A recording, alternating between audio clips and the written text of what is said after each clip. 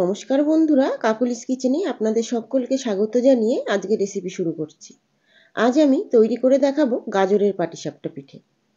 এটা বানানো যেমন সহজ তেমনই খেতে কিন্তু খুবই সুন্দর। অনুরোধ রইল পুরো রেসিপিটা দেখার, আর দেখে যদি আপনাদের ভালো লাগে তাহলে অবশ্যই লাইক, কমেন্ট এবং শেয়ার করে দেবেন। চ্যানেলটিকে সাবস্ক্রাইব করে দেবেন বেল আইকন সহ আরও নিত্য নতুন রেসিপি দেখার জন্য। তাহলে চলুন ঝটপট আমি রেসিপিটা শুরু করি। প্রথমেই পাটিসাপটা পিঠের ব্যাটারের জন্য আমি গোবিন্দভোগ চাল ভিজিয়ে নিচ্ছি। আমি এখানে মেজারমেন্ট কাপের 2 কাপ চাল নিয়েছি। চালটা খুব ভালো করে বেছে নিয়ে ভালোভাবে ধুয়ে নিতে হবে। তবে গোবিন্দভোগ চালের নিজস্ব একটা গন্ধ আছে, খুব বেশি চালটা ধোয়া যাবে না, একটু পরিষ্কার হওয়া পর্যন্ত চালটা ধুয়ে নিতে হবে। যখন একটু ফ্রেশ জল বেরোবে অন্তত 2-3 বার চালটা ধুয়ে নিতে হবে।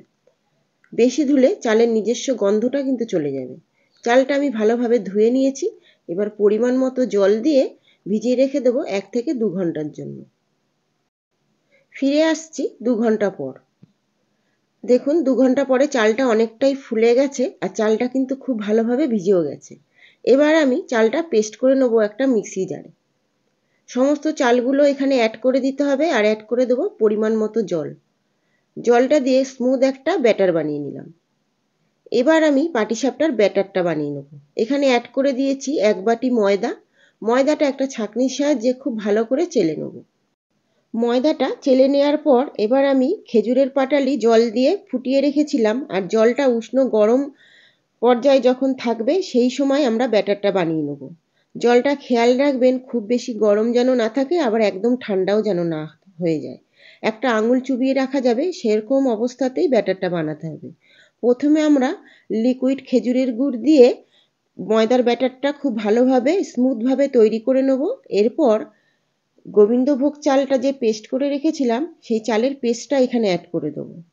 আর এই গোবিন্দভোগ চালের পেস্টটা অ্যাড করে দেওয়ার পরেও আমরা ওই গুড়ের জাল দেওয়া জলটা দিয়ে খুব ভালোভাবে একটা পাতলা ব্যাটার আমরা বানিয়ে নেব। পাটিসাপটার ব্যাটার সবসময় চেষ্টা করবেন একটু পাতলা বানানোর জন্য। ব্যাটারটা পাতলা হলে তবে কিন্তু পাটিসাপটা খেতে বেশি টেস্টি হয়। আর পাটিসাপটার ব্যাটারে চেষ্টা করবেন সবসময় অল্প মিষ্টি দেওয়ার জন্য। তাহলে আপনারা যাতেই বানান পাটিসাপটা পিঠে কিন্তু খুব ভালোভাবে উঠে যাবে। যেহেতু এটা গাজরের পাটিসাপটা, এই জন্য আমি খুব মিহি করে 1 কাপ গাজর কোড়া এখানে অ্যাড করলাম।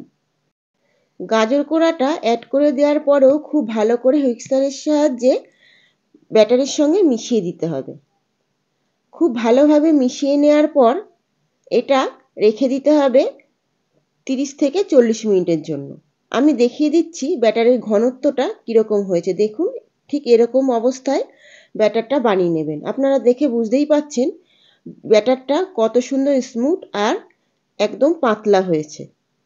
এবার আমি মিষ্টিটাকে ব্যালেন্স করার জন্য অ্যাড করে দেবো অল্প পরিমাণে নুন। নুনটা দিয়েও খুব ভালো করে ব্যাটারটা মিশিয়ে নিতে হবে। এবার আমি ঢাকা চাপা দিয়ে রেখে দেবো। এবার তৈরি করে নিতে হবে পাটিসাপটার পুরটা। পুরের জন্য এখানে অ্যাড করে দেবো একটা কড়াই গরম করে 2 টেবিল স্পুন ঘি। ঘিটা সবসময় গাওয়া ঘি দেওয়ার চেষ্টা করবেন, তাহলে কিন্তু ফ্লেভারটা খুব সুন্দর আসবে। আর এখানে অ্যাড করে দেবো 3 কাপ গাজর কুড়ানো। তবে ব্যাটারে আমরা যেরকম মিহি গাজর কুড়ানো দিয়েছিলাম, আমি এখানে তার থেকে কিন্তু একটু বড় সাইজের কুড়ানো গাজর এখানে অ্যাড করেছি। কেননা গাজরটা এখানে রান্না করতে করতে কিন্তু গলে যাবে। গাজরটা দিয়ে 4-5 মিনিট হাই ফ্লেমে খুব ভালো করে একটু নাড়িয়ে চাড়িয়ে নিতে হবে। এরপর অ্যাড করে দেবো 1 কাপ কুড়ানো নারকেল। যেহেতু এটা গাজরের পুর আমি বানাচ্ছি, তাই জন্য নারকেলের পরিমাণটা একটু অল্প দিয়েছি। নারকেলটা দিয়েও আরও 4-5 মিনিট খুব ভালোভাবে নাড়িয়ে চাড়িয়ে নিতে হবে। এরপর অ্যাড করে দেবো খেজুরের পাটালি। এখানে আমি 1 কাপ পাটালি গুড় অ্যাড করলাম। মিষ্টির পরিমাণটা আপনারা নিজেদের টেস্ট অনুযায়ী অ্যাড করবেন। যদি হালকা মিষ্টি খেতে চান তাহলে অল্প মিষ্টি দেবেন, আর একটু যদি বেশি মিষ্টি খান তাহলে পরে একটু বেশি মিষ্টি অ্যাড করবেন। যেহেতু আমরা ব্যাটারে অল্প মিষ্টি অ্যাড করেছি, তাই জন্য পুরের মিষ্টিটা সবসময় পরিমাণ মতো মিষ্টি দেওয়ার চেষ্টা করবেন। গুড়টা দেখুন হিট পেয়ে গলে গেছে। এই পর্যায়ে অ্যাড করে দেবো 1 কাপ খোয়া ক্ষীর। খোয়া ক্ষীরটা কিন্তু চেষ্টা করবেন দেওয়ার। খোয়া ক্ষীরটা দিলে পরে পুরের টেস্টটা অনেকটাই বেড়ে যাবে। তবে আপনাদের হাতের কাছে যদি খোয়া ক্ষীর না থাকে তাহলে চেষ্টা করবেন পাউডার মিল্ক অ্যাড করার। দুটোর মধ্যে একটা পুরে দেবেনই, তাহলে কিন্তু পুরটার টেস্ট অনেকটা বেড়ে যাবে। দেখুন পুরটা অনেকটাই জলজলে ভাবটা কেটে গেছে, গাঢ় হয়ে এসছে। এই পর্যায়ে অ্যাড করে দেবো হাফ টিস্পুন এলাচের গুঁড়ো। এলাচের গুঁড়োটা দিলে খুব সুন্দর একটা ফ্লেভার আসবে। এবারও আমি মিডিয়াম টু হাই ফ্লেমে খুব ভালো করে নাড়িয়ে চাড়িয়ে নেবো গাজরটা। আর গাজরটা দেখুন জলজলে ভাবটা কমে গেছে। এই পর্যায়ে আমরা পুরটা নামিয়ে রেখে দেবো। তবে আপনারা এই অবস্থাতেও গাজরের হালুয়া হিসাবে এই পুরটা খেতে পারেন। এবার আমি ব্যাটারটা বার করে নিয়েছি। এবার তৈরি করে নেব পাটিসাপটা পিঠে। ব্যাটারটা বার করে নিয়ে আবারও খুব ভালো করে নাড়িয়ে চাড়িয়ে নিলাম। এবার একটা ফ্রাই প্যান গরম করে নিয়ে অল্প পরিমাণে ঘি ব্রাশ করে দেবো এখানে। গাজরের সঙ্গে ঘির ফ্লেভারটা কিন্তু খুব ভালো যায়। আমরা এখানে ইন্ডাকশানের ফ্লেমটা একদম লোতে করে এক হাতা ব্যাটার এখানে ফ্রাই প্যানে দিয়ে দেবো। আর একটু ঘুরিয়ে গোল শেপ দিয়ে ঢাকা চাপা দিয়ে রেখে দেবো 2 থেকে 3 মিনিটের জন্য। ফিরে আসবো 3 মিনিট পর। 3 মিনিট পর দেখুন ওপরের জলজলে ভাবটা কিন্তু একদম নেই, খুব ভালোভাবে ব্যাটারটা শুকিয়ে গেছে। এবার আমরা পুরটা দিয়ে পাটিসাপটার ভাঁজটা করে নেব। আর খেয়াল করে দেখেছেন আমার কিন্তু পিঠে একটুও আটকায়নি।